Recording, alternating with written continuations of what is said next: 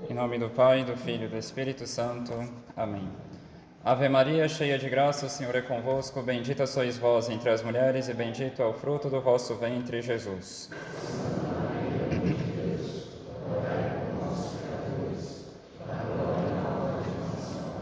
Nossa Senhora das Dores, glorioso São José, em nome do Pai, do Filho e do Espírito Santo. Amém. Podem sentar-se.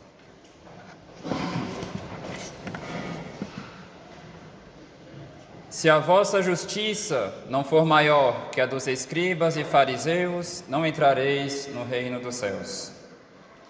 Então, no Evangelho de hoje, nosso Senhor nos faz pensar que nós não devemos nos limitar a essa justiça dos escribas e dos fariseus. Mas no que consiste essa justiça dos escribas e dos fariseus e por que, se tivermos apenas ela, não entraremos no reino dos céus? Acontece que os escribas e fariseus se contentavam em se afastar com o corpo de alguns pecados, mas não com o coração. Então Santo Agostinho, comentando o Evangelho de hoje, diz: eles não matavam, ou seja, eles não cometiam o homicídio, mas eles alimentavam ódios no coração. Então, de fato, com o corpo eles não cometiam pecado, mas eles não viam problemas em alimentar ódios internos no coração. Então eles pensavam que bastava essa observância externa da lei, mas não queriam arrancar do coração o afeto ao pecado. Então São Paulo Apóstolo, nas suas epístolas, muitas vezes falava disso, onde ele dizia que era necessário realizar a circuncisão do coração. Então os escribas e fariseus, eles achavam que bastava a circuncisão no corpo para se salvarem, mas não levavam a sério essa circuncisão do coração, ou seja, se afastar de coração do pecado, ou seja, arrancar do coração aqueles afetos que ainda amarravam eles ao pecado. Um outro exemplo, o adultério. Muitos não cometiam com o corpo o adultério, mas achavam que podiam desejar a mulher do próximo com o coração. Então nosso Senhor, Ele vai além, Ele exige de nós uma santidade maior, mais profunda, pois Ele não só quer que abandonemos o pecado, como também o afeto ao pecado. Por isso que Ele dizia que se o homem olhasse para a mulher e a desejasse com seu coração, ele já teria cometido o adultério. Por mais que ele não tivesse realizado isso com o corpo, se o coração dele ainda estava afeiçoado ao pecado, ele ainda não tinha realizado essa santidade que Deus quer de nós. Se a vossa justiça não for maior que a dos escribas e fariseus, não entrareis no reino dos céus. Prezados, não devemos nos limitar a nos afastarmos com o corpo de algumas coisas. É preciso que nosso coração também se afeiçoe às coisas do alto.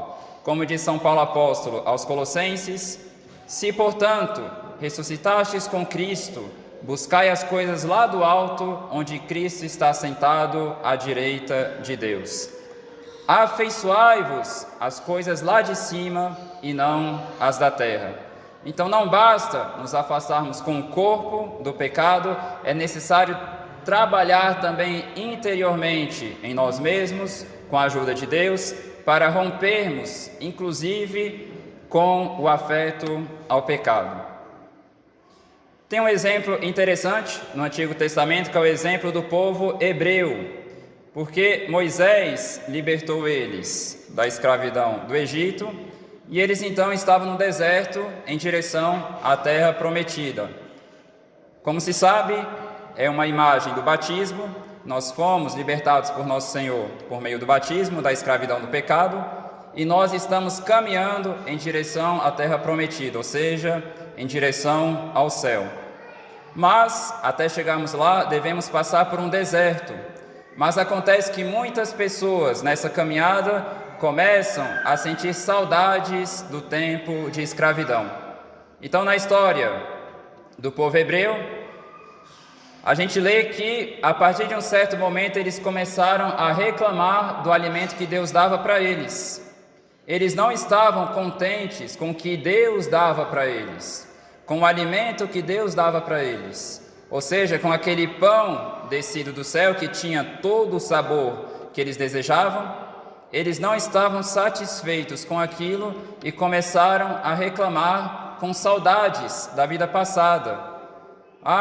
Quem dera tivéssemos ainda aquelas cebolas do Egito e tantas outras coisas que eles começaram a se lembrar e a sentir saudades do tempo de escravidão. Então eles começaram, de fato, a desejar com o coração aqueles prazeres do tempo de escravidão, apesar de estarem com o corpo muito longe do Egito.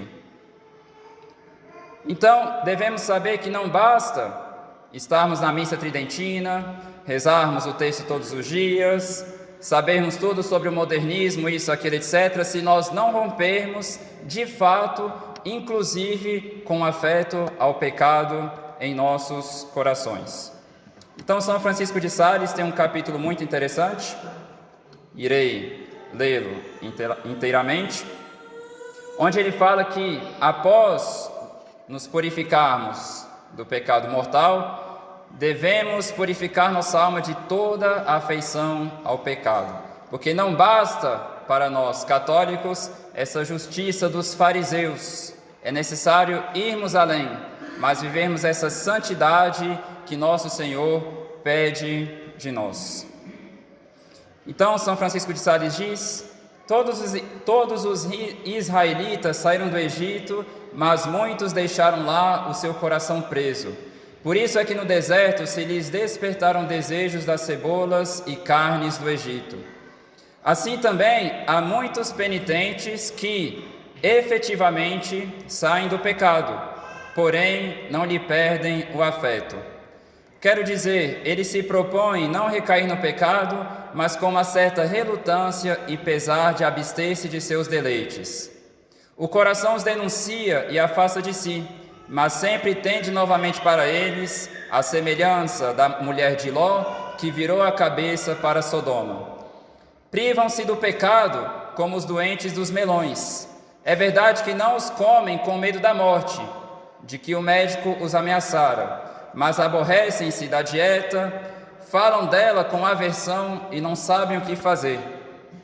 Ao menos querem cheirá-los muitas vezes e têm por ditosos os que os podem comer. Eis aí um retrato fiel dos penitentes fracos e tíbios. Passam algum tempo sem pecado, mas com pesar. Muitos estimariam poder pecar se não fossem condenados por isso. Falam do pecado com um certo gosto que o vão prazer lhes proporciona e pensam sempre que os outros se satisfazem e deleitam cometendo. Renuncia alguém na confissão ao propósito de vingar-se, mas daí a pouco vê-los-ás numa roda de amigos conversando de bom grado sobre o motivo de suas queixas. Diz que, sem o temor de Deus, faria isso ou aquilo, que a lei divina quanto a esse ponto de perdoar os inimigos é muito difícil de observar, que provesse a Deus que fosse permitida a vingança. Então isso daqui é muito interessante, porque muitas pessoas, elas estão longe do pecado, mas elas, quando pensam naquelas pessoas que ainda estão no pecado por ignorância, como que elas sentem inveja delas. Nossa, que sorte é delas que ainda não conheceram o tipo de vida cheia de disciplina que eu tenho agora. Então, a pessoa, por mais que não esteja no pecado, ela ainda tem esse afeto ao pecado. Quão enredado está o coração deste mísero homem pela afeição que ainda está pela afeição, ainda que livre do pecado, e quanto se assemelha aos israelitas de que falei acima. É isso exatamente o que devemos dizer também daquelas pessoas que, detestando seus amores pecaminosos, conservam ainda um resto de prazer em familiaridades vãs e em demonstrações demasiado vivas de acatamento e amizade.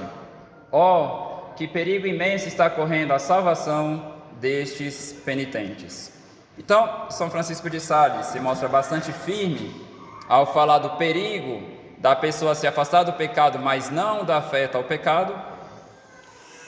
Então nós devemos levar muito a sério esse trabalho de arrancar do nosso coração tudo aquilo que ainda alimenta em nós essa saudade das cebolas do Egito. Mas, a fim de não nos desesperarmos, quais são os remédios a fim de curarmos nosso coração dessa doença? Primeira coisa, os santos muito recomendaram isso, são as boas leituras. Se a pessoa larga as boas leituras, pouco a pouco desaparecerão dos pensamentos dela os desejos do céu e também bons conselhos. Por isso que muitos santos diziam que os bons livros são os nossos melhores amigos, porque eles nos falam a verdade sem respeito humano algum. Então nós devemos conservar boas leituras, ao menos, o mínimo do mínimo, 15 a 20 minutos por dia. Não que estamos tentando transformar a vida espiritual numa questão de calculadora de tempo, algo do tipo. Não, mas pelo menos um tempo necessário para refletirmos minimamente possível e seriamente sobre essas coisas. E sejamos sinceros, perdemos muito mais tempo com internet ou coisas do tipo, muito mais de 15 minutos, coisas que não edificam tanto nossa alma, quanto 15 ou 20 minutos de uma boa leitura espiritual.